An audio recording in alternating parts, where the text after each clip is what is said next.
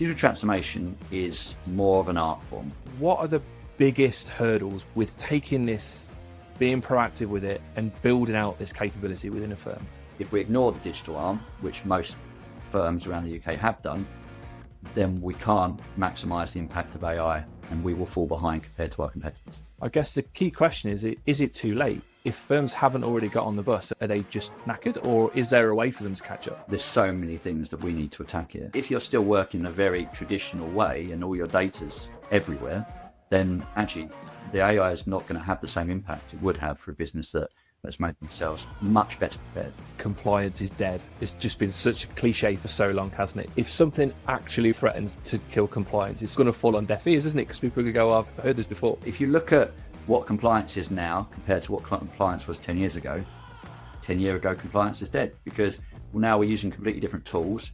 If I parachuted you into a firm right now, like, what would the first steps be? This week, weaponized transformation. Now, whether you call it digitization as a service or transformation as a service or simply digital, there exists a huge opportunity for firms to take what they've learned through their own digital transformation journeys and convert that into products and services for their clients to help them through the same challenges. Now, to talk about that, I've brought on someone who's definitely been there, done that, got the t-shirt and a whole other bunch of branded merchandise, Ryan Pearcy, who's built out digital transformation departments within some decent firms and is now doing that in a freelance capacity and helping a whole bunch of people get through that journey. So we'll get on with it now. I'll pass over to Ryan and he can tell you a little bit more about his experience. I went into accounting at a small firm. So start my career at a small firm. It was only two partners. And I guess over the years as I was training, I started to focus on the tech side. I was quite good at that. And there was no one else at the firm that was, because it's quite small. So I kind of got dumped on with being the person that dealt with the tech, but I enjoyed it, which helped. And then when I moved into a top 20 firm, which was my next career step, I basically became head of the cloud accounting division, but wanted to help SMEs, and they were a bit too big. So I sidestepped into a mid-tier firm and set up a digital transformation department and grew that to 4 people, growing about 30% a year. That is insane, though, because I think that when you started your career in accounting, the idea of setting up a digital transformation department like that just wouldn't have been a career path option, right? So it just sort of speaks to the explosion in terms of innovation and I think opportunities for accountants at the minute, doesn't it? Kind of, though. That's exactly what I thought, Lee. But I've been talking to others recently, and I found out that this seems to go in waves. So when kind of Sage, came out and changed how businesses used or recorded their finances, some accountancy firms did have like a Sage implementation arm. Completely new news to me, but yeah, that it does, go in waves as things change, and I'm sure that as we kind of come out of SaaS into potentially the realm of AI agents, that's going to be a completely different service as well. Yeah, absolutely. But that concept of building out a digital transformation arm seems like the sort of logical nth degree of the result of these sort of changes and things like that. But for firms, like, is that the one end of the journey is just not bothering, and the other end is going all in, right, and building this department out. So for firms that are somewhere on that journey, like, what are the biggest hurdles? What are the biggest stresses, challenges, headaches with taking this, being proactive with it, and building out this capability within a firm?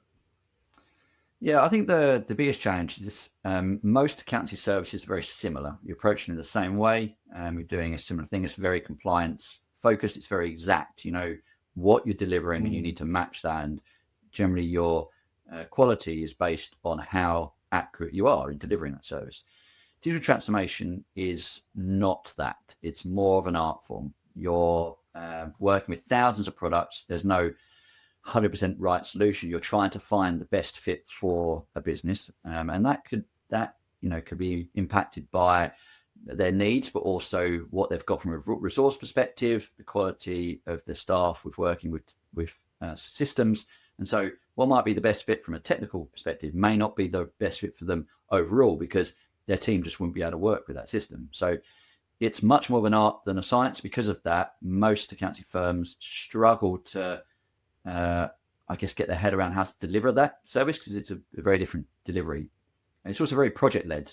So you kind of bit work and then you kind of walk away. Whereas most accounting work is cyclical, it's periodical. They spend ages winning a client and then it stays with them for a while. Digital transformation is constant churn. So two major challenges I'm hearing there. So first is the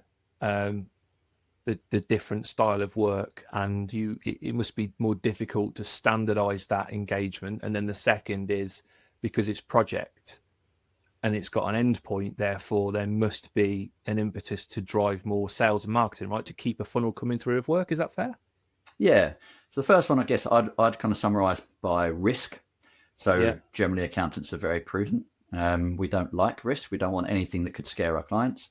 Mm. But there is an art to digital transformation. There's more risk associated with that. And especially as you're trying to grow the service out, there's no one that trains you on how to do it. Like, it's not in the accounting bodies. And there's no, I guess there's no way of knowing everything that you want to do and you want to approach. So with thousands of acts out there, you're never going to be able to implement every single one of them. You're going to know everything about it, and they change weekly. So you have to accept that there is a little bit of risk that something could go wrong in the project and that you adapt to that. Whereas I guess most accountants' mindsets are, if something goes wrong, it's the end of the world. And now we have to just throw all our resource at, working with that client. That causes issues, and definitely conflict between those that run a firm and those that are delivering a service. Yeah, absolutely. But I suppose if you want to build something that's reliable and scalable at some stage, like it won't be in the nitty gritty because every client is different, but at some level you need to standardize an operating procedure and things like that, right? So how do you balance that trade-off between having something that you can repeat and scale and rely on versus being adaptable to the clients? Like, where's the balancing point? Oh, I mean, that'd be brilliant. I think if we all knew that, Lee. But essentially, it's about growing at the right speed. So when digital services started coming out, there was I guess everyone looked at this from an accounting perspective. A lot of firms looked at it's a huge opportunity. We could create this and scale it rapidly. But the problem with rapid scale is it creates more risk. So you have to do it iteratively, and you have to, every time you make a change, build that or do a project, build the things you've learned back into the process. And you build resilience through that. And, there are ways to now, I guess, get some support in that journey because there's people out there that have done it and can help you. But yeah, there is huge opportunity, but you have to do it at the right speed to manage risk.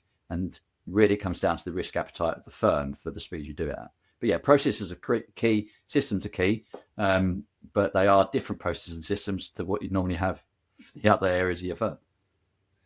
So if we call this transformation as a service, as a way to describe this sort of product line, would you recommend that most firms are at least having serious conversations about this or looking at it, or is it only really for a select few? So how would I shape this? I would say that at the moment, no, most firms aren't looking at it. But where I think they'll need to be over the next 5 years is it'll need to be a cornerstone of what they deliver.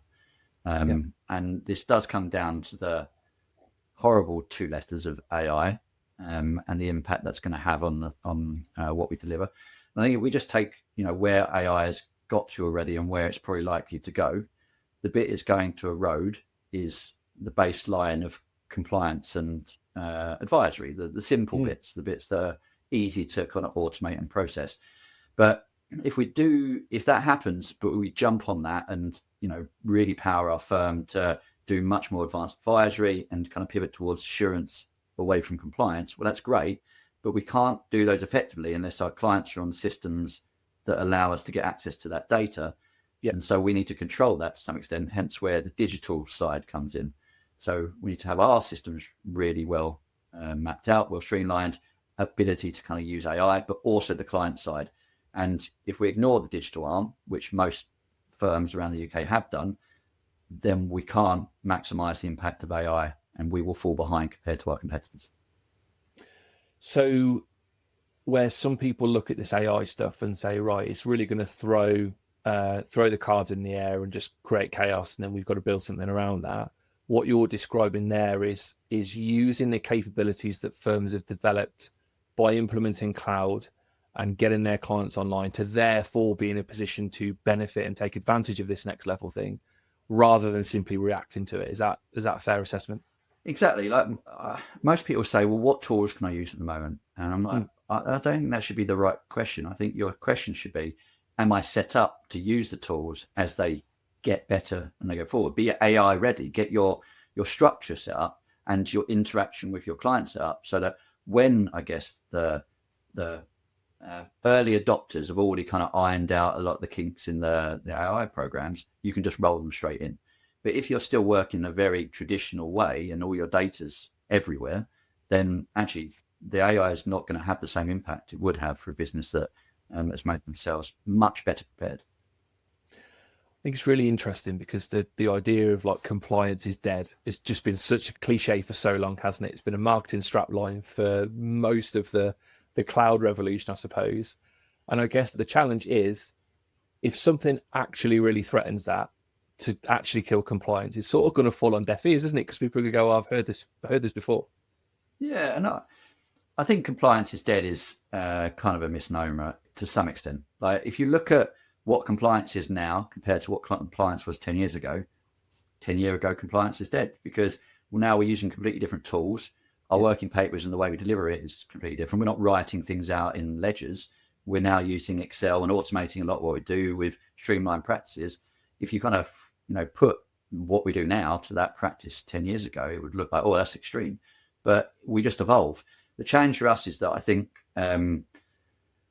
we've provided as a service for a while assurance to our clients, right? We're providing comfort that what they are doing is correct. And compliance to me has always been, well, you're just taking what the client has done, which is kind of disparate information, and now remapping that into a structure. Well, that remapping they'll be able to do.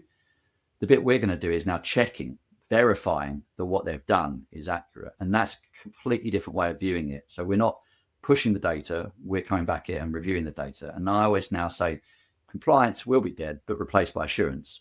But people are doing assurance anyway. So it's terminology to some extent. Yeah, semantics, right? So probably more accurate is not compliance is dead, but your workflow for how you currently approach it will be obsolete, and you kind of need to evolve with that, right? Exactly. And to do that most effectively, you need to make sure your systems are set up and your client systems are set up, because they won't be generating you the data in a reliable format, and you won't be able to verify that effectively if your systems just don't communicate effectively. Okay. So it sounds like there's a lot here, right? Like if people haven't or decided not to move ahead with cloud, or got those what we would describe as foundational elements in place, what we're saying is, well, they need that because they need the client data. So they've got to get that done. If they're going to build out transformation as a service, then they are also going to need a really tight sales and marketing function around that to make sure the work keeps coming in. They're going to need to really reassess how they manage processes, so the people that are doing the work have got the flexibility to actually adapt to the client whilst also keeping things standardized and scalable. There's just a whole load of stuff here. So I guess the key question is it too late? If firms haven't already got on the bus, are they just knackered, or is there a way for them to catch up? No, and I think how I describe it is you look at multiple different things, and there's so many things that we need to attack here.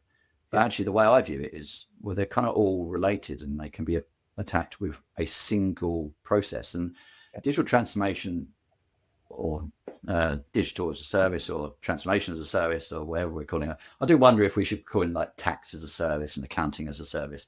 Everything as a service at the end now. So yeah, just digital. I'm going to call it digital, right? Cool. If you're doing digital, then you are helping your clients with their systems. You're looking at your own systems and getting them streamlined. And you're also making sure that you are, to some extent, AI ready, because you understand now what's out there. And your long-term strategy is making sure that the two elements that are going to have the biggest impact on that are modernized. So my viewpoint is not that it's too late. It's that actually you should be now focusing on digital. It's not an ancillary way to make money. It's going to become the cornerstone of how you deliver all of your other work going forward. So don't run from it, embrace it. The challenge is going to be, do you do it internally, or do you outsource it, or do you find a hybrid? Because the other bit we didn't talk about earlier is that how do you make digital work? And like, what's the biggest challenge on this is there's too much out there to know. So collaboration is the key, and accountants aren't always so good at collaboration. So what would be some initial steps that they could take then to start to move forwards? Because there's a lot here, even though, like, I know you're saying it's one strategy, but it's still a lot to go at, right? It is. To try and solve. So what are the first steps that, like, if I parachuted you into a firm right now, like, what would the first steps that you'd be looking for from them be? Okay, so the first one that I always look for if I start talking to a firm is how willing they are to do anything. Where are they in their journey? So, are they a firm that is aging, so they've not got any like plan for what they're doing with their I guess staff to bring them through? Is it likely they will sell? And if they're going to sell, well, that's a different approach than what they want to do compared to if they want to, build out a firm for the long term. Because Okay. if you do sell, you become part of that other firm, and your processes and your systems are dictated by that other firm to some extent. So you need to just make sure you are valuing your firm as high as possible, and showing adaptability, showing resilience, and getting your team along that path is one way of doing that. Digital is a great way of doing it, but it's a completely different approach to if you're trying to build something for the long term. Why though? Because both are going to be beneficial, right? Both are going to Yeah. either show that you can make more money or deliver services efficiently, and either that is good for you in the long term, or it makes you more attractive from an investment point of view. But where is the difference? Where does that come Where's the from? balance? So it's about scale of investment. So Okay. to properly bring in digital and to do it really effectively, there's a bigger investment than demonstrating that you can do something. Right. So Okay. what I was looking at is how much do we want to do? If you're trying to demonstrate your team can adapt, well, you don't need to build out an entire digital service line. You need to bring in some changes into your internal processes on Yeah. certain systems, some certain key areas to show that they can adapt, that they can change, because that's what's going to happen to them once they become part of a bigger thing. So it's picking your battles really is the right it's probably the way I describe it, but you can't do that without knowing where you're going. And whenever I'm doing a digital transformation project, so you need to know the end goal before you start working out the steps together. Do you think firms are good at that? Because that tends to be a No, theme that comes up with a few of the interviews that I've done. Is that firms will start moving in a direction because there's a shiny object at Digital Accountancy Show, or they've got a very good, very charismatic account manager that gets them moving in a direction, or they lose a client to another firm. It's reactive. What's your experience of that? 100%. And that's not just firms, that's businesses. So Right. they'll go, I've got a problem, I need to fix that problem. And they'll go and say, as an example, CRM, we need to find a CRM system or a better CRM system. So they go and find that and plug it in. But the beauty of a CRM system is that it's interacting with other areas of the business, so that every time something changes, it then feeds back in. So it becomes the central point. If you just brought something in without thinking about where you're going, you don't know how it's going to interact. So it's very, I guess, closed rather than open-minded. You're focused in a very specific area rather than thinking about the broader picture. And to do transformation as a service or digital, you need to think much broader. And that's external facing as well as internal. And that's an interesting perspective there, because I think if you go through the internal stuff and modernize your own systems and processes and do exactly what you described there, you're going to learn a lot of stuff along the way, right? That you can then codify, I suppose, as IP and then offer out to clients. So does it make sense to do the internal stuff first and get that experience, or is it better to experiment on clients first? So I think it's do them kind of simultaneously to some Okay. extent. So the way that the problem, if you just focus internally without a long-term project or plan on how you're going to build up the external bit, there's always a lag.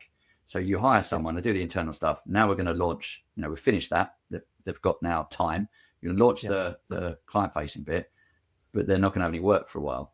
So what you should be doing is building out that pipeline of work whilst also turning your focus internally.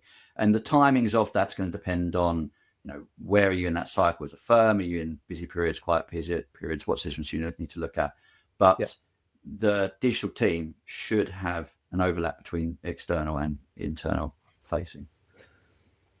So this sounds like a very serious and very fundamental shift in the way that what we would deem as a successful practice 5 years from now, are thinking about themselves and how they're operating and how they're building themselves. What percentage of firms in the space do you think are really taking this as seriously as they probably need to be?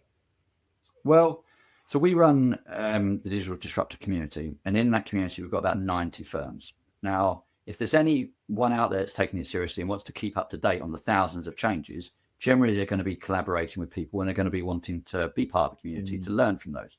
So if they're taking it seriously, they're either part of the community, they aren't like, or they just don't know it exists. And I'd like to think we know quite a few people out there that they kind of know we've been around, and two people more and more are joining. It's getting more and more traction when you go to these shows at the moment. A big focus seems to be on AI and digital. That seems to be the two forefronts. And I think firms are waking up to it, but it's a very small percentage that are doing it properly, that are really attacking this. So that goes back to your earlier point around collaboration between firms, because there's too much for any one person or probably even one firm to learn. How critical do you think those sorts of communities and that crossover of ideas and collaboration is going to be for firms getting to where they want to be with this? Well, once again, let's take it back to the earlier conversation where we're talking about risk. So the best way to manage risk is to pick out what you're really good at, your niche. So you could be really good at, in the digital side, advisory or implementation or training or support, or you could focus down a sector such as agriculture. But the problem is you're going to have clients that are beyond that. And so say that I, as a digital team, want to focus on agriculture, that's my niche. But I've got a client that's a construction client, and they go, oh, you've got this digital service, because we're having to market, right? We're having to create those leads and put ourselves out there. Can you help us? Well, we don't want to, at that point, go, no, because that doesn't look good for us. We risk losing the client to go elsewhere. So what we want to be able to do is go, yes, but I'm going to bring in someone that's an expert in this field to help in this area so that we work together on this project. That's what collaboration is around.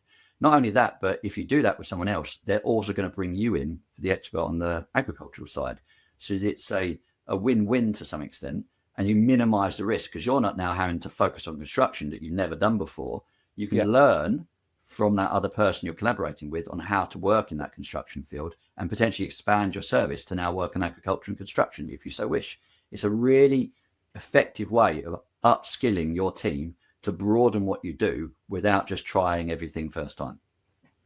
And niching down has been, again, like compliance is dead, it's been just bashed around for decades, hasn't it, as the advice. But do you see that with what you've described there, with having to go deeper into tech stacks and the amount of complexity that there is, that we'll start to see at a profession level more and more firms go into specialisms and then collaborate between each other? Is that way we think this is going at a professional level? Yeah, especially on the digital side. There's over 1,000 verified zero apps, and I would say over 3,000 unverified. But you just can't know it all. And even if you say, oh, I could learn 3,000 apps, brilliant, but they change like weekly. So what you learn now is outdated. So what we tend to find is, yes, you need to niche down to some extent. You can have a broad understanding, so you can start interacting with lots of businesses, but say you need to do a specific implementation, you shouldn't necessarily be the right one to do that, provide the right service, and you're creating risk if you do that. So niching has to occur to some extent in digital. You can't do everything, but I think niching overall, so beyond that, is becoming more and more frequent.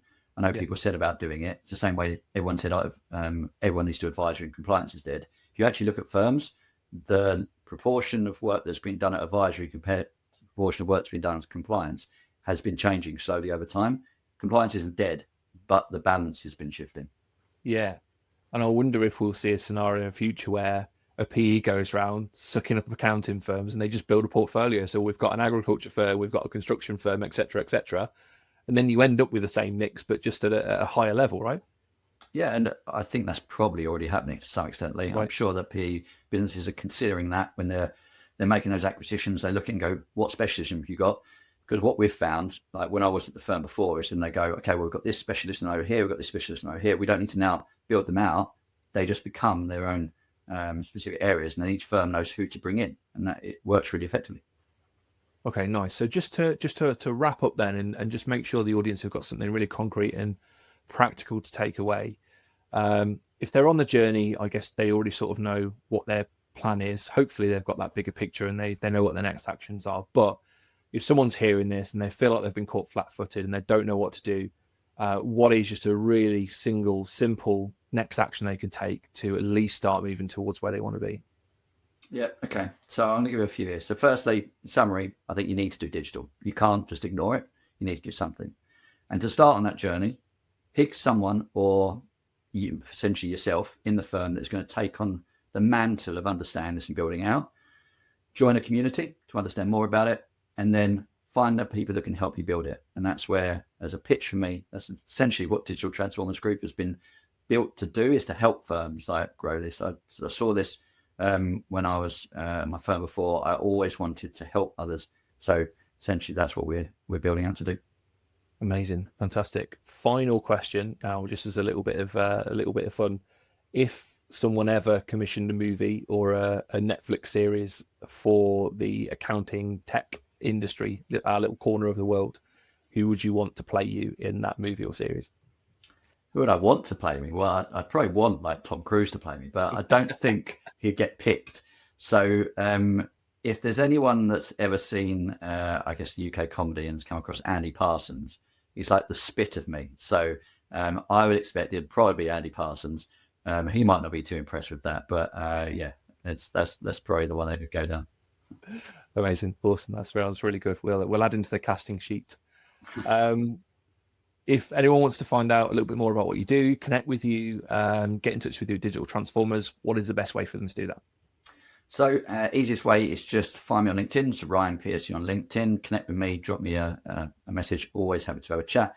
And then find out a bit more about what we do. Just go to digital-transformers.co.uk, have a look at the website, and you can always click on the form and submit for a catch-up. Nice, amazing. Ryan, thank you so much. Really appreciate your time, mate.